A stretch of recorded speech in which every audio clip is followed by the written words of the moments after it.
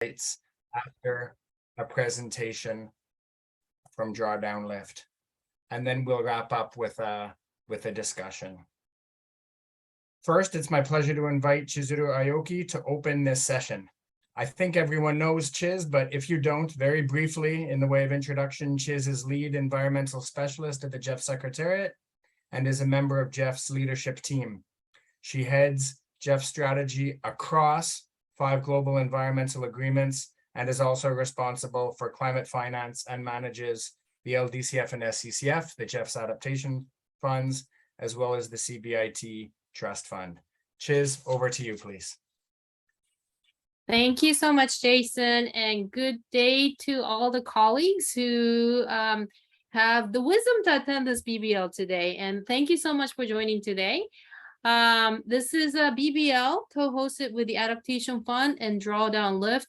And we're really excited and pleased that we can have this BBL today, particularly that we're actually less than 2 weeks from the seminal climate COP happening in Sharm el-Sheikh, where there's going to be a lot of discussions on climate, as well as people and poverty. So it's very exciting because today's meeting is an opportunity to have a discussion on this important topic of climate and poverty connections. And as Jason said, this is going to be on the basis of a recent report published by colleagues from Drawdown Lift. And the report is exploring opportunities for synergy solutions at the intersections of planetary and human well-being. Climate and poverty connections, synergies are interesting. And it also provides concrete evidence from South Asia as well as sub-Saharan Africa. And these are the regions that the GEF and as well as the Adaptation Fund colleagues are very much focused in with our interventions. So for sure, the work that we're going to hear today is very relevant for both the GEF Partnership and the Adaptation Fund Secretariats, in particular in terms of how synergies can be designed and rolled out in climate adaptation, as well as mitigation finance. And for that, we're very, very thankful for Kristen and the Drawdown Lift team for joining us today. So without much ado, I'm very much looking forward to a very informative and engaging session. Thanks so much. Over to you, Jason. Thank you, Chiz, for framing the discussion for today. So again, very briefly as the agenda, Kristen Patterson of Drawdown Lift will share a presentation on the recent report. We'll have a brief panel featuring Dr. Blake Radner of STAP, followed by Mahamat Asayouti of the Adaptation Fund, and then Chiz, back to Chiz of the GEF. And then we'll have an open discussion before a closing reflections from Mikko Olikainen of the Adaptation Fund. So with this, it's my pleasure to introduce Kristen Patterson. Kristen is the inaugural director of Drawdown Lift, a small US-based NGO dedicated to climate solutions. Our colleague Mohammed Bakar at the GEF is actually member of the advisory board of Drawdown Lift. And Drawdown is a thoughtful ally to all of us in understanding and highlighting the interconnected nature of climate and the biodiversity crisis and how they relate to poverty. Previous to joining Drawdown Lift, Kristen led People Health and the Planet program at PRB, and she was a founding member of the Africa program at the Nature Conservancy, where I was a colleague with her many, many moons ago. Kristen, over to you, please. Thank you so much, Jason, and thank you also to Chiz and to the GEF and to the Adaptation Fund for hosting this discussion today. And thanks to all of you who are joining from near and far. So today I'm really pleased to talk with you all about climate solutions that really center nature conservation, economic and social co-benefits, and gender equality. And looking forward to hearing from the panelists about how these types of synergistic solutions can be prioritized at the GEF and at the Adaptation Fund, as both agencies are embarking on new funding and strategic cycles.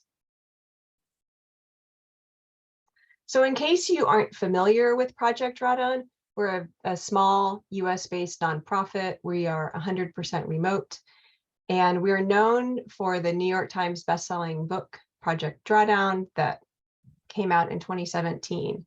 And we updated our climate solutions in 2020. And then we also added some new solutions earlier this year, which you can find on our website. And essentially, we are a leading resource for climate solutions and strategies. And our mission is to help the world reach drawdown as quickly, safely, and equitably as possible.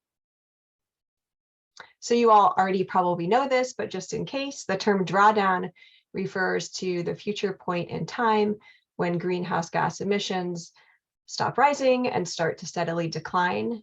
It's essentially a step beyond net zero emissions.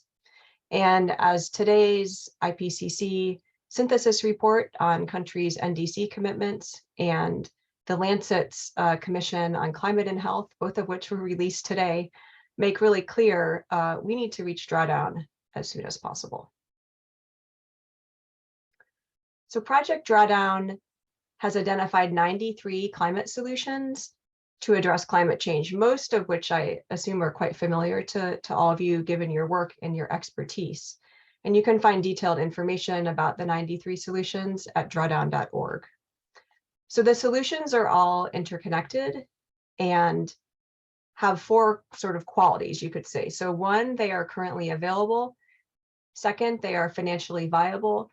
Third, they have proven potential to reduce greenhouse gases. And fourth, they have sufficient data available to model the level of greenhouse gases that can either be mitigated, reduced, or sequestered.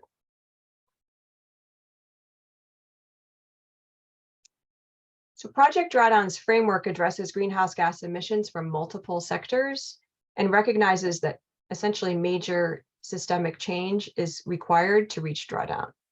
So first, we can reduce the sources of greenhouse gas emissions through solutions that focus on shifting to renewable electricity, increasing energy efficiency, reducing food waste and loss, and shifting diets. Second, we can support and enhance the sinks of carbon dioxide found in nature, which obviously is very important to the GEF's work, on land and sea by improving agricultural and agroforestry practices and protecting and restoring ecosystems. And finally, we can address inequalities in society through people-centered solutions like meeting everyone's desired family planning needs and ensuring access to universal high-quality education. And taken together, that suite of solutions are the connected areas of the Drawdown framework. So Drawdown Lift's work, really focuses on the fact that a linear focus on just poverty alleviation or just climate change cannot effectively address the magnitude of these dual crises, which are inextricably linked. And as you're aware, people experiencing extreme poverty are also more vulnerable to natural disasters and commonly live in regions that have been and are projected to be most impacted by climate change. For example, 850 million people still cook using solid fuels like wood, charcoal, crop residues to prepare meals and suffer from the resulting household air pollution and the ecological challenges that come along with that. Also, 600 million people, or about half the population on the African continent, still don't yet have access to electricity. So we really need holistic frameworks that can address climate change and poverty alleviation more synergistically.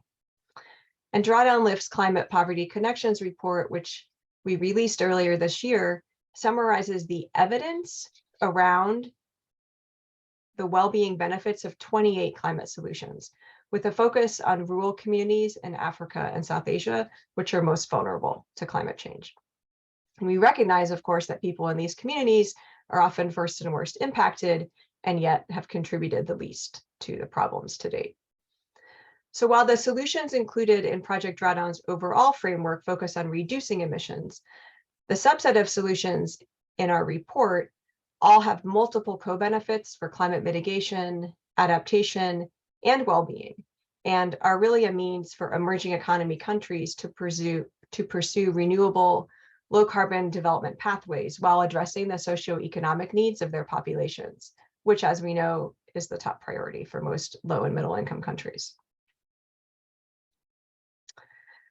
So this figure shows the 28 Project Drawdown solutions that generate significant co-benefits for poverty reduction and overall well-being in the colored bubbles. The gray bubbles represent other Project Drawdown solutions that are not included in our report, primarily because they focus primarily on high income country practices like in the United States.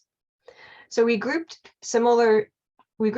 solutions with similar human well-being co-benefits together. So here you can see, tropical and temperate forest restoration and protection, grassland protection, coastal wetland protection and restoration, peatland protection and rewetting, and indigenous peoples forest tenure have similar co-benefits, and so they're grouped together in brown as solutions that focus on protecting and restoring ecosystems. And our report focuses on 5 groups of solutions that you can see here: improving agriculture and agroforestry, adopting clean cooking, fostering equality, protecting and restoring ecosystems, and providing clean electricity. Today, I'll focus on 4 of these that are especially pertinent to the GEF and the Adaptation Fund, namely adopting clean cooking, improving agriculture and agroforestry, protecting and restoring ecosystems, and fostering equality.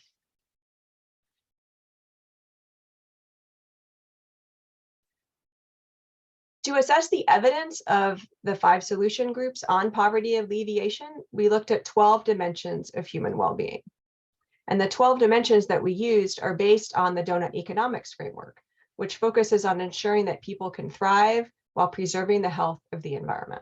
I'm sure many of you are familiar with this framework.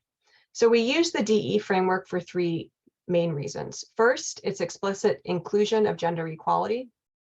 Second, its adaptability and flexibility. And third, its ability to serve as a framework to analyze the co-benefits of climate solutions in a scientifically consistent manner.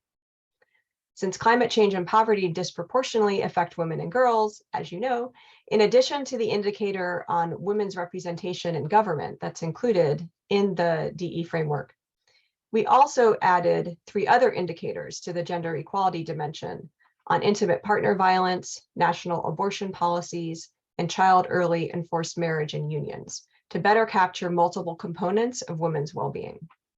We also included health indicators that are important for women's well-being, such as maternal mortality rate and demand satisfied for family planning. The next step in our work was to evaluate the evidence for the 5 climate solution groups on improving the 12 dimensions of human well-being.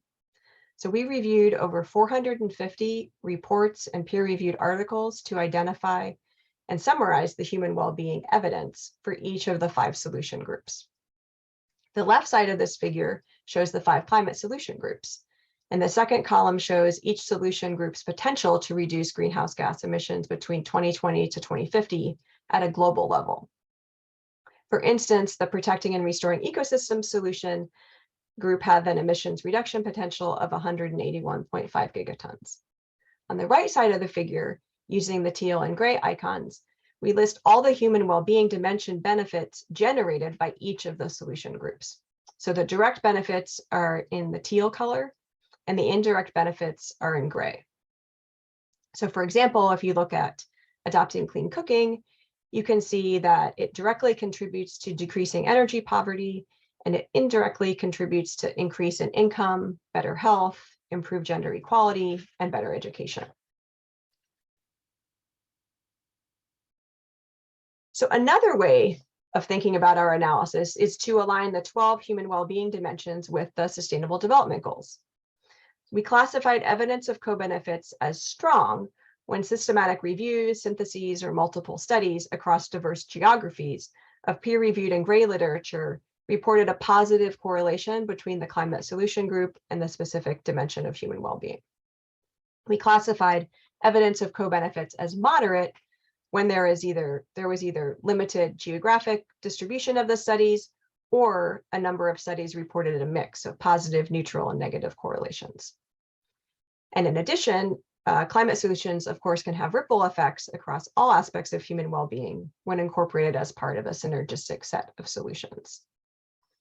As you all know quite well, the quality and duration of connections within and across climate solutions and human well-being dimensions depend on appropriate policies and investments, community-driven engagement, and local capacity strengthening, as actual development pathways and climate solutions are, of course, complex and interwoven, and multidisciplinary cooperation across emissions reduction, poverty alleviation, and human well-being dimensions is needed in order to achieve the maximum benefit.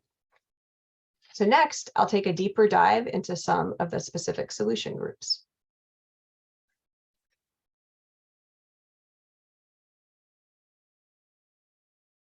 So 2.3 billion people do not yet have access to clean cooking fuel, with disproportionate impacts on health, gender equality, income and work, and education.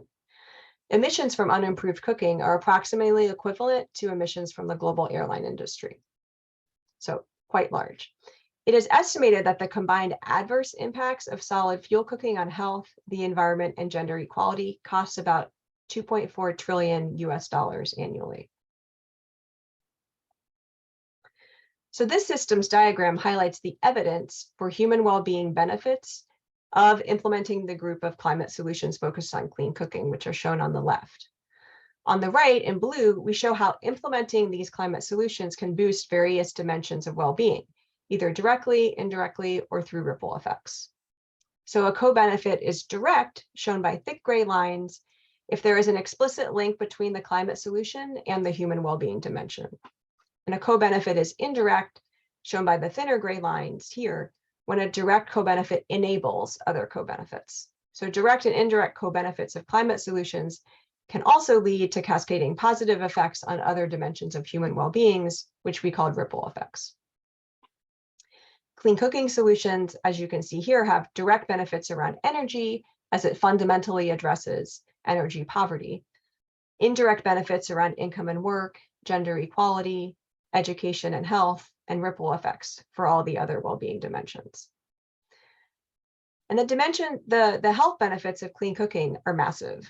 Review studies and global analyses have shown that clean cooking can have positive impacts on adults, including a decline in respiratory and non-respiratory symptoms, chronic obstructive pulmonary disease, cough, conjunctivitis, and other health issues. And switching to clean cooking could prevent more than 22.5 million premature deaths between the year 2000 looking back and 2100 looking forward.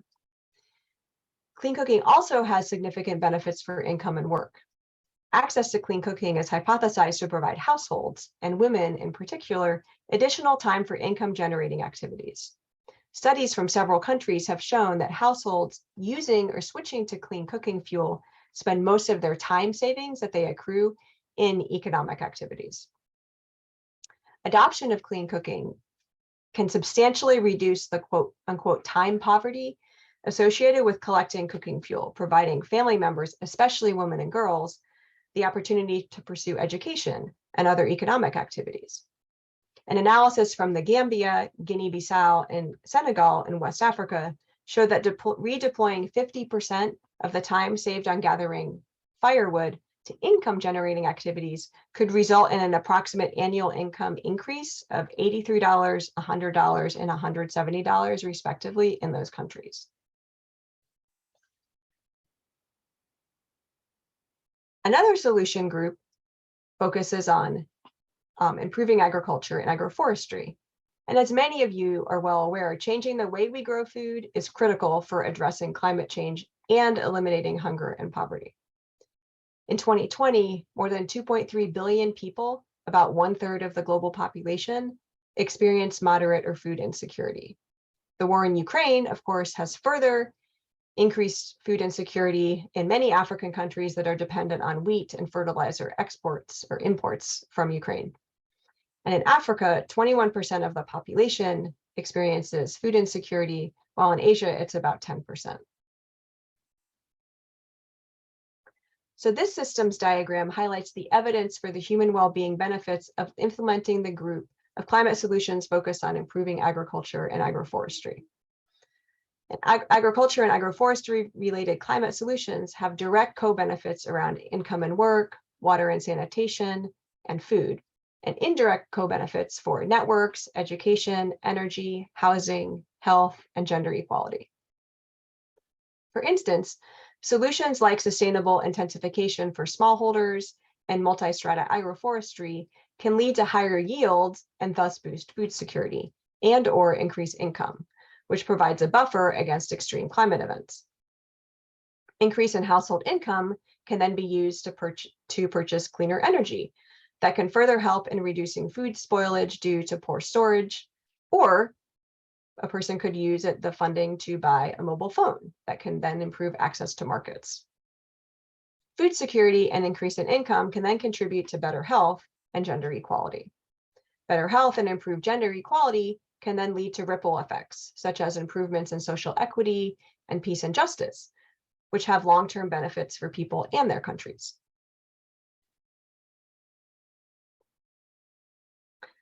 More than 1 billion people depend on nature to meet their basic needs for housing, water, and fuel, as well as their primary source of income, as all of you who work for the GEF are very well aware of. Indigenous peoples rely heavily on natural ecosystems and play a central role in conserving them, as they manage or have tenure on 25% of the world's land, 40% of which overlaps with protected areas or intact ecosystems. Habitat destruction and degradation, largely in the tropics, contributes to global emissions and reduces nature's many benefits to people. In addition, consumption in high-income countries like the US drives appropriation of natural resources from low and middle income countries, with negative consequences for protecting and sustaining ecosystems, while also fueling inequality. The Protecting and Restoring Ecosystem Solution Group provides substantial direct co-benefits for human well-being dimensions around income and work, food, water and sanitation, and health, which are, of course, extremely important for people who are experiencing poverty.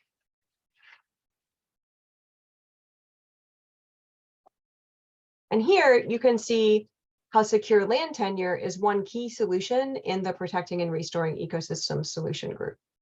Land tenure security for Indigenous peoples, local communities, and for women is an enabling factor that helps generate many human well-being benefits from ecosystems.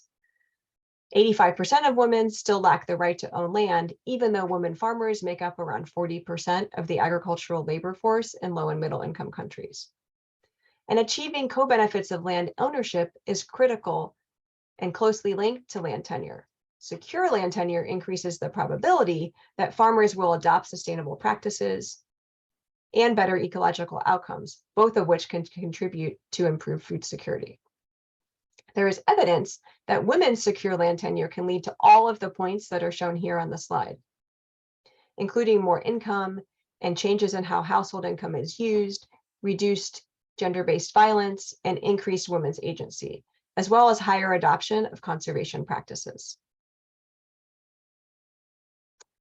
Another climate solution group is fostering equality, which includes voluntary, rights-based family planning and universal education. In sub-Saharan Africa, about 30%, or almost 100 million children and adolescents, do not attend primary or secondary school, which is, of course, increasing due to the pandemic. While in South Asia, about 93 million, or 20% of children, still don't attend school. Just imagine for a moment if 2 or 3 of your children's closest friends were not enrolled in school. 3/4 of children who never enter primary school are girls from rural, under-resourced communities, the same ones that are often most impacted by climate change. In addition, in low and middle income countries, 218 million women of reproductive age want to avoid becoming pregnant, but are not yet using a modern method of contraception. And as UNFPA recently stated, globally, there are about 121 million unintended pregnancies every year. And just to be crystal clear, family planning, ensuring everyone's contraceptive needs are met in a way that centers rights and bodily autonomy, is not in itself a climate mitigation solution. Rather, it is the long-term outcome of family planning, which is slower population growth, that is a climate solution. However, rights-based voluntary family planning and quality universal education are essential climate adaptation strategies for women and girls. And Project Drawdown has done a lot of writing on that. This systems diagram highlights the well-being co-benefits of fostering equality. Households in which no girls or women have completed at least 6 years of school make up nearly 2/3 of people experiencing multidimensional poverty globally. Meeting women's contraceptive needs reduces maternal mortality and has numerous benefits. In fact, we can see here that fostering equality yields co-benefits for all 12 dimensions of human well-being, more than any of the other 5 groups of climate solutions. This solution generates substantial direct benefits for health, education, income and work, food, and gender equality. And in addition, it provides indirect benefits for social equity, water and sanitation, energy, networks, housing, peace and justice, and political voice.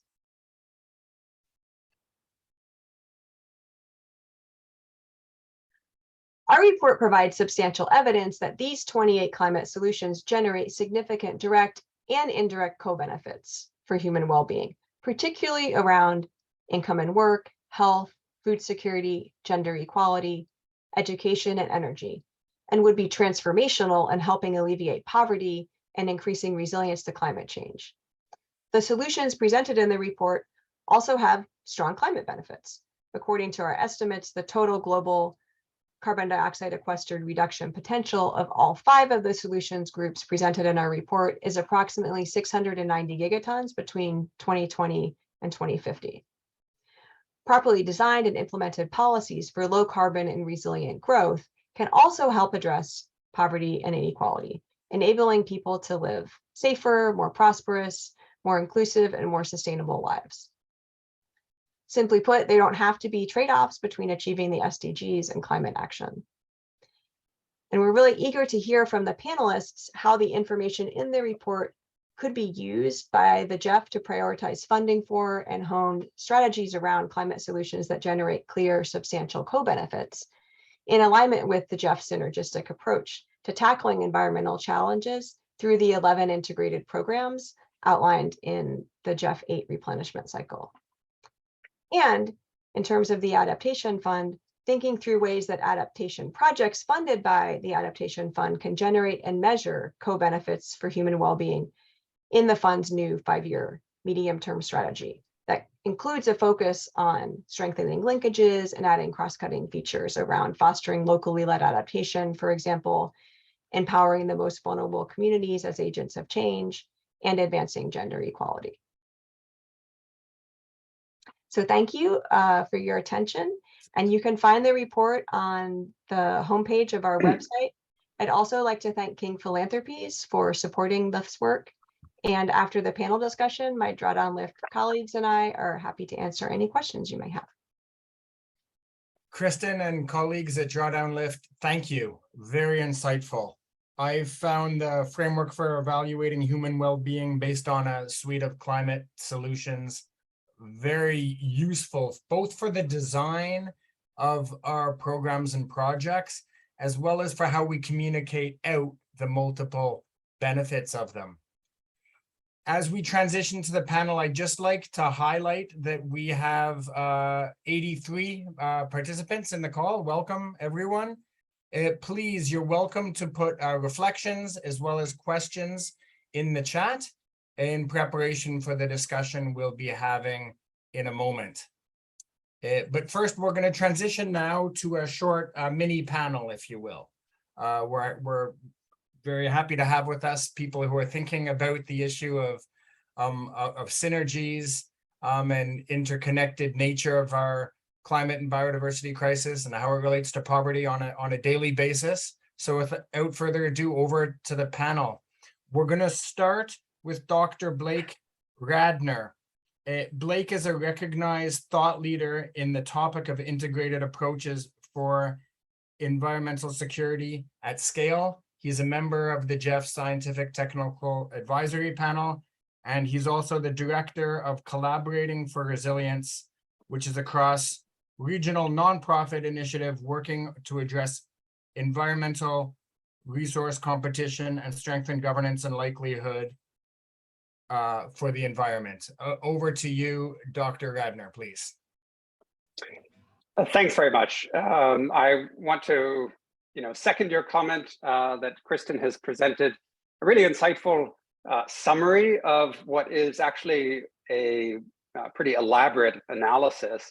And speaking on behalf of STAP, the Scientific and Technical Advisory Panel, one of our roles is to, in addition to advising the GEF program and strategy, to help bridge with the science and research community to make sure that, you know, insights such as those we've heard really do get reflected in the programming and financing decisions that the GEF makes. So in that sense, I'm very happy to pick up, Kristen, where you left off in terms of that challenge to think about those connections. And I guess since time is short, I want to focus really just on 4 points that align with the sorts of priorities that the STAP has been advocating for some while for GEF programming. And the first relates to co-benefits. And for that, I'll just put one slide up on the screen. It was interesting to me to hear, Kristen, that you used the word enabling factors at one point in the presentation, because one of the things that the STAP has been doing recently is advising on the way to think about the different sorts of co-benefits that are involved in GEF programming. There are those that are beyond kind of the target global environmental benefits. For example, in this case, if climate adaptation is the target, there are others that relate to ecosystem restoration. But more to the point here, there are also those benefits that you can consider prerequisite or essential to achieving the targets that you have in mind in terms of global environmental benefits. So I think we saw some great illustrations of those from the research that you were summarizing, for example, around the food systems related work that touches on the agriculture and agroforestry cluster that you were pointing out, ways in which generating income, building community institutions, reinforcing women's land tenure security is actually not a side benefit, but actually essential to achieving the target, in this case, around healthy agricultural food production systems and agroforestry. Similarly, if you look at, for example, the programming areas around critical forest biomes, you see similar connections in terms of the way that some aspects of what you pointed out around equity and community institutions are really essential to achieving landscape restoration or marine restoration as well. Then there are those that, from a GEF perspective, might be considered secondary but still desirable. And this relates to the importance of making sure that the results framework that the GEF has really does adequately account for these additional benefits that might include broader economic gains or aspects like peace and security that you referred to as well. The second point I'd like to make relates to the ways in which this has implications for the sorts of programming decisions that the GEF makes. And you mentioned that, you know, among the 28 climate solutions that have been analyzed and presented here, that these are ones that are proven, but very importantly, that there are challenges to bring to scale. And I know that there's a lot of querying often around the theme of innovation. Does it really mean we have to come up with technologies that haven't been tried before? From the STAP's perspective, what's really important is not only the technology side, but also kind of the contributing factors that can help proven solutions reach scale. And so, for example, if we're talking about, you know, solutions like agroforestry or solutions like alternative energy, what are the ways in which the policy regime can be strengthened or policy coherence can be strengthened so that perverse subsidies are reduced? What are the ways that economic incentives can be built to more effectively pursue these changes? What are the ways that consumer behavior or cultural norms can help to support the changes that we're after. So in this sense, when we think about the challenges of innovation, it also has to do with these aspects about bringing these solutions to scale. And that's where we start getting into the domain of really transformational impact. And I would suggest that the solutions that have been overviewed here are really worth looking into in greater depth for those who have a hand in program design decisions, because looking to achieve these in an integrated fashion, often they do connect together well, can really open important opportunities to be able to not only achieve particular focal area or IP objectives, but to advance the broader agenda of the results that the GEF is aiming for overall. Let me pause on that. Thank you.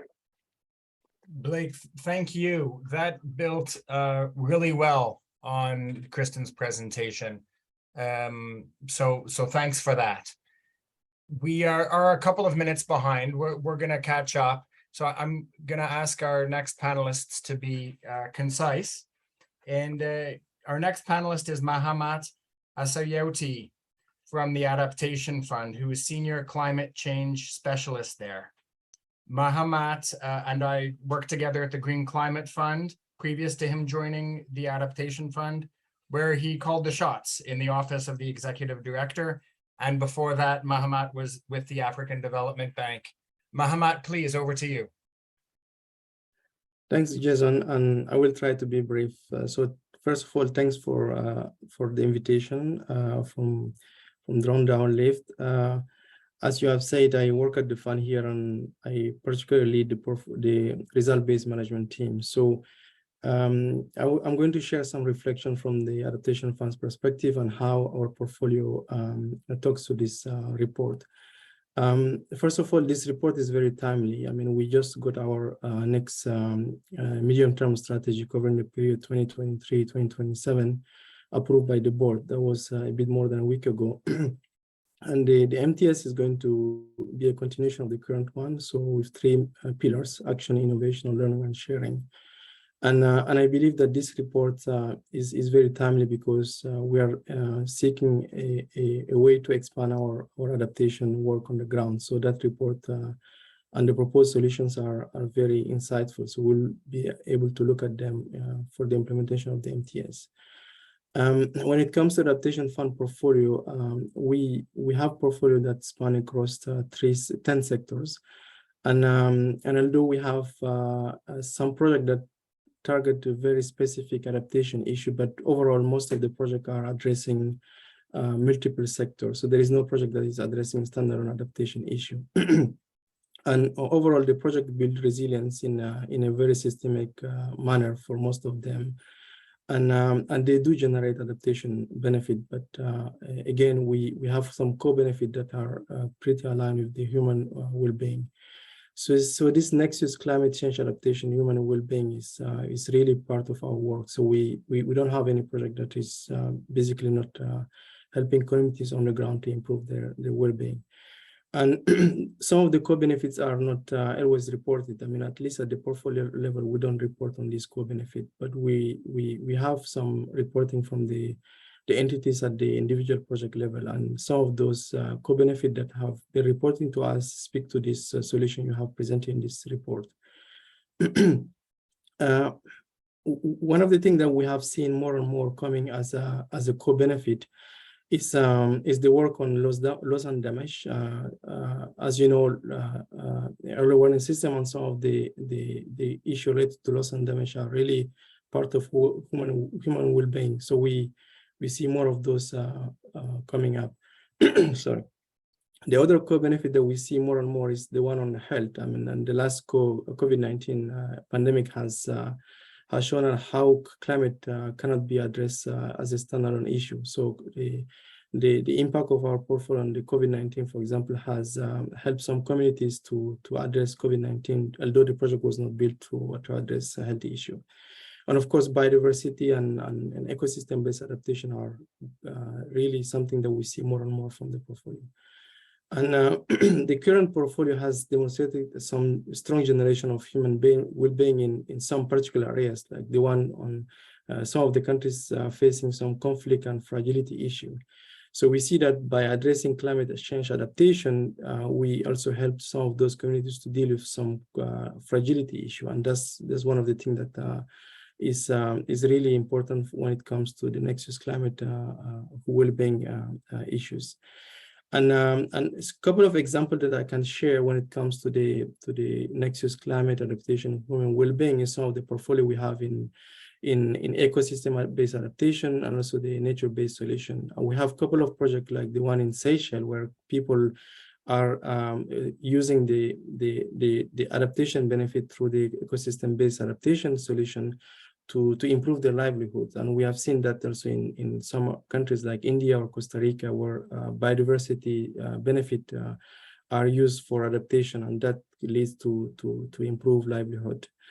And again, I mean, without being long, we believe that the next MTS that is going to be implemented from next year is really the right avenue for us to look at those solutions. The 28 climate solutions that are part of this report are quite diversified and also very, very comprehensive. So from the Adaptation Fund perspective, we believe that such a report can be a good input for the implementation of our next medium-term strategy. Thanks, Jason. I will stop here.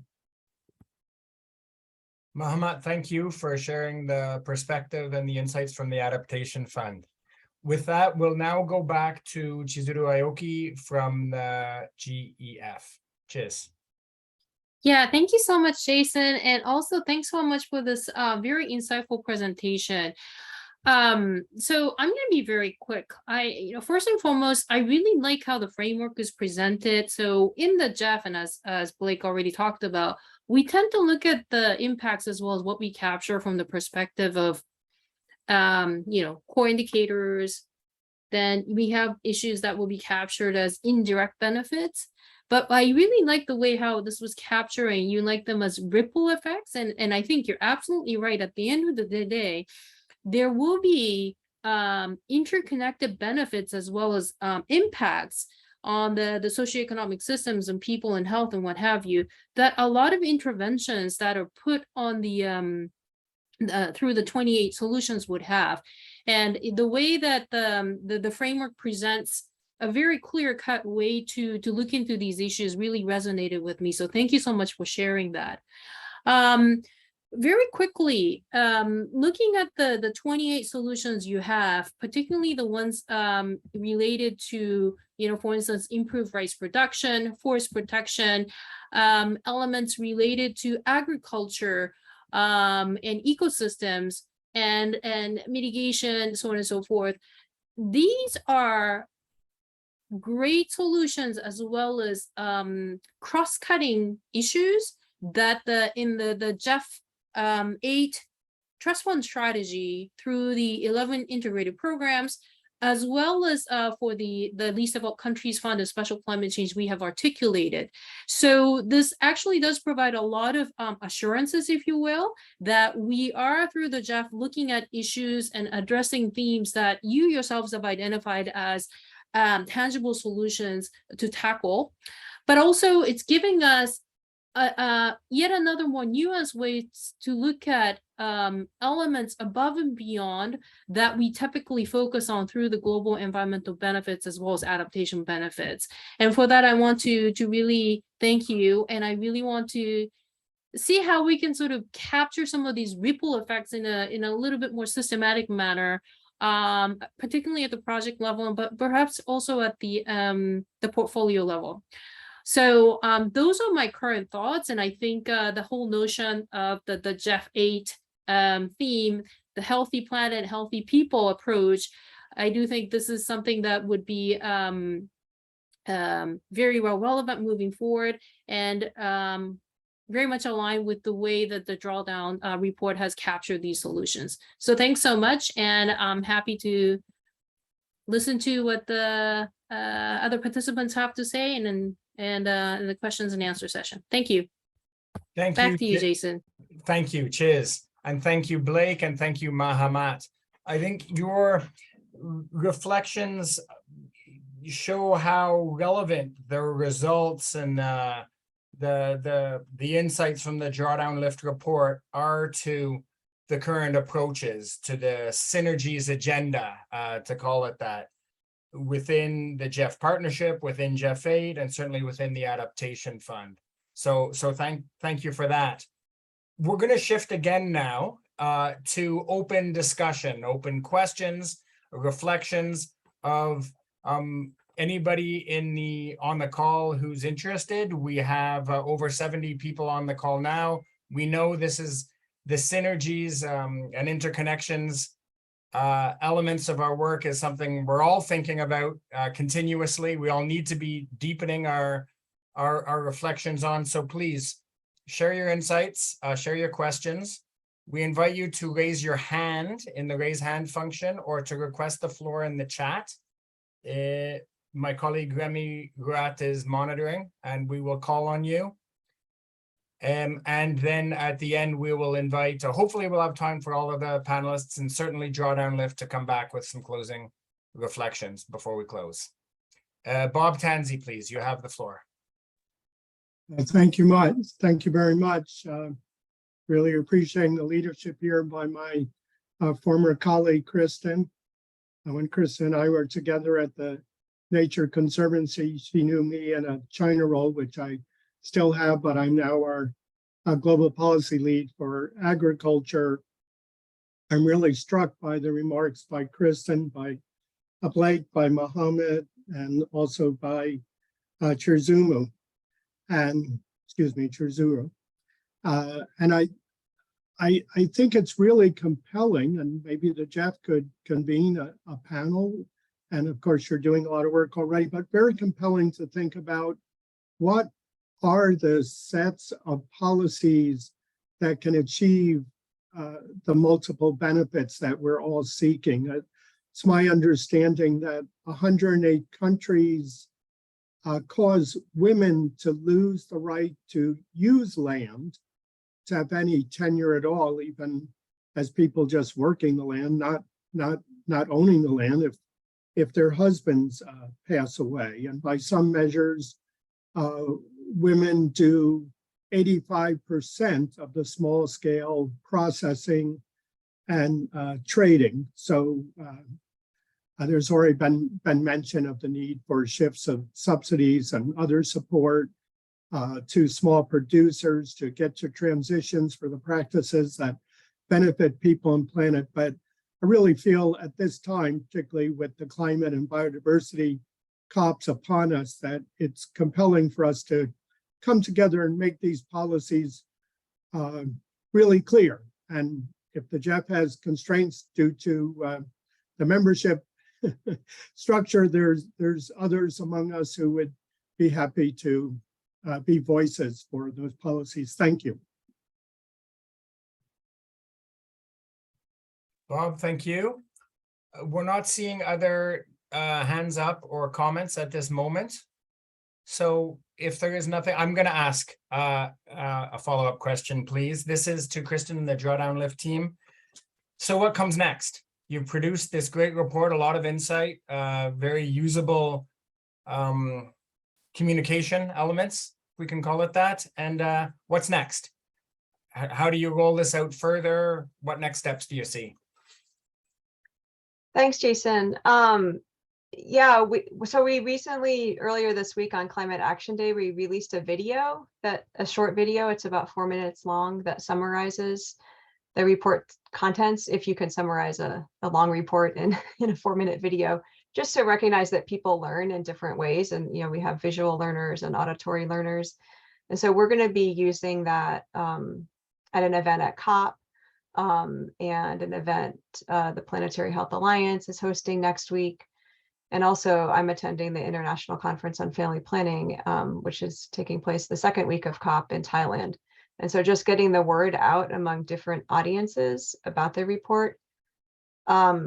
We also are doing a pretty high level analysis of 8 NDCs in 8 different African countries to look at how those NDCs include or don't include the solutions that we highlighted in our report, and then also look at ways that the countries could include more intentionally, and could recognize in their NDCs more intentionally that there are some adaptation solutions that are classically seen as adaptation, especially around agriculture, that also actually generate enormous returns for mitigation. So those are some of the things that we're doing. And then we recently hired a policy advisor, Dan, who is on the call somewhere here, and he's going to be helping us on the policy front as well to do more advocacy around these solutions. Okay, thank you. We have a question from Ruth in the chat. The question's related to nature-based solutions.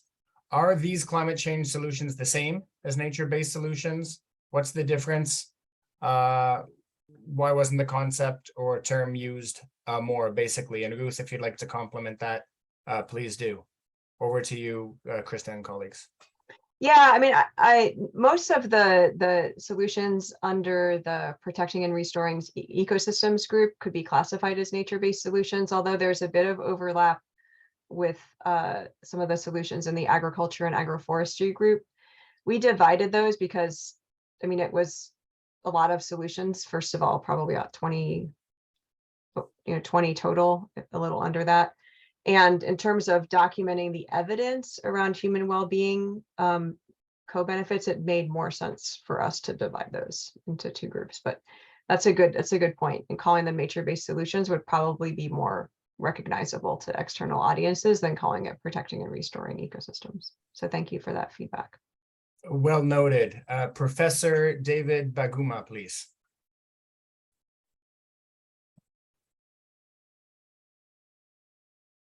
Professor David Baguma, we saw your hand was raised.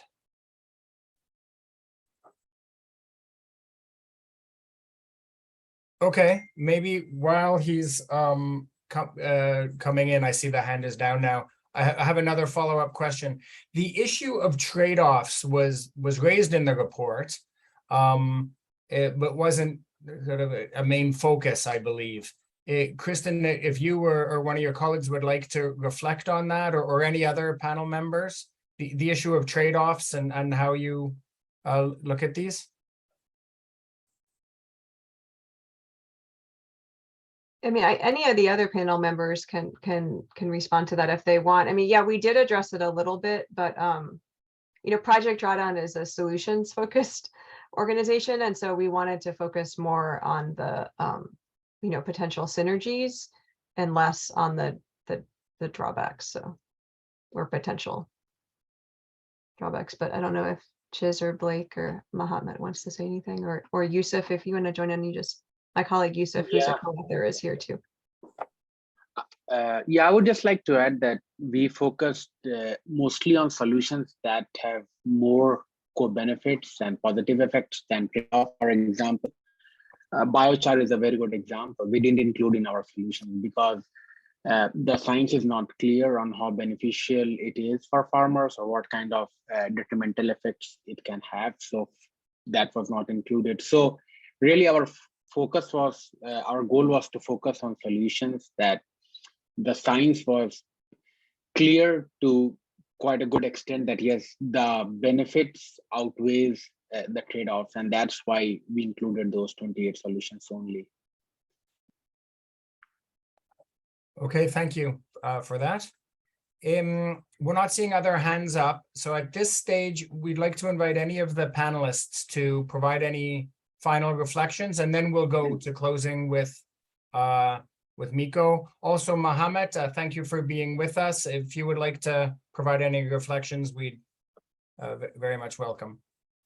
Colleagues, any panelists for some further or sort of final remarks? Chiz, I saw your physical hand go up. Yeah, so I just wanted to say thank you so much for this insightful report. And I would really love to follow up further on how your suggestions and thoughts on how to capture these ripple effects in a more systematic manner. And the issue, Jason, you raised about the trade-offs, I think at the end of the day, there are different ways of looking at this particular issue. One way we're sort of testing out when it comes to nature-based solution is the whole notion of valuation, right? And how that could actually capture at the end of the day, how different options playing out, you know, vis-a-vis against gray solutions as well as more blue and green solutions. So something that we really need to think about further. So thank you so much for this, and back to you. Great. Blake Ratner, please. Just briefly on the point around trade-offs, I think that this is something that becomes more salient to the extent that you try to scale. And so if we're talking about, for example, you know, large land masses and the potential competition between food production and biological diversity enhancement. So while we need to be conscious of the synergies, I think when making the case for policy officials around adoption, we have to be very clear-eyed as well about these trade-offs, and to link back to the valuation point, to show that how these can have net social and economic benefits alongside the environmental gains. Thanks. Thank you, Blake. With that, we'll go back to you, Kristen, Carissa, colleagues at Drawdown Lift, before we go to the closing session. Kristen, final reflections? Yeah, thank you all. I would say, you know, one of our key intentions with the report is, you know, if you think from the perspective of policymakers and decision makers in low and middle income countries, you know, their priority, rightfully so, is socioeconomic development, not necessarily thinking about climate mitigation, right? It's the job of countries like the United States and high income countries to really be drilling down on mitigation. So what we really wanted to show is that you can actually, you know, there are certain mitigation solutions that meet the priorities of low and middle income countries in terms of socioeconomic development, you know, protecting their ecosystems, that also, you know, can be part of charting a path forward for low carbon development. And so that is just my closing thought to share with everyone. Thank you. Kristen, it's a point extremely well taken. And, you know, we know this intuitively, the benefits of global environment benefits, of climate adaptation benefits, but it's crucial we're all increasingly sophisticated and detailed and compelling and science-based in how we communicate the multiple benefits of what we do. So this report is an excellent contribution to that. Thank you. With this, we'll now move to closing, and it's a real pleasure to invite Mikko Ollikainen, who leads the Adaptation Fund, to share some closing remarks. Mikko is head of the Adaptation Fund, and before taking reins of it in about 5 years ago, I believe in 2017, Mikko, he played a key role in building the fund's portfolio, and he has over 20 years of experience in climate change and the interconnected global environment issues to climate change. Thank you very much, Mikko. Over to you. Thank you very much, Jason. And I think the word interconnected is really good, and it also talks to what we are doing here, connecting to each other and trying to find ways to build those linkages. Thank you, everyone. Thank you for this interesting presentation, and to the panel for the discussion, and for the large audience for your participation. Thank you also to the GEF Secretariat for co-hosting this BBL with us, with the Adaptation Fund. We should do this more often, definitely. It complements the other areas in which we work together between the secretariats on a range of issues already for several years. The findings that were outlined in this report, I agree with the other speakers. They are really important to our work, as they delineate the interconnection between climate solutions which we seek to support, and the improvement of livelihoods and other benefits, and therefore well-being of the communities that we serve in the end. I was listening to the presentation with keen interest, and I looked at the report as well, and it's very timely, as Giz and others have noted, considering the increasing vulnerability challenges created by both poverty and climate change, and in the run-up to the COP now next week in particular. The report was mostly looking at the things from the mitigation perspective, it seemed to me, but as others have noted, the same themes are very relevant for adaptation, definitely. And in fact, the IPCC has expanded on its analysis on how climate risks are compounded with other risks in its latest report this last spring. And it's also discussed in the context of the global goal on adaptation in the UNFCCC process. And this compounding of risks, in fact, became quite evident during the pandemic in the case of climate risks and health risks. And those are just two categories among many others that countries and communities are facing. And what was interesting, at least to us at the Adaptation Fund during the pandemic, is that also resilience to these risks was compounded, so that activities that we had funded primarily with a goal of increasing the climate resilience of communities, in many cases had actually made them more resilient to the pandemic too. And it's my wild guess, even though we don't have monitored and evaluated comprehensive data to support this, that they contribute to the other objectives too. We just haven't done a good enough job in capturing all those impacts systematically. And I'm reflecting here on the comments made by the GEF and the STAP colleagues in relation to this. So we really welcome the opportunities and solutions that were identified in this report as ways to accelerate climate change adaptation and to advance human well-being. For example, several of the climate solutions presented in the report in the agriculture and agroforestry sectors have direct impact to our work.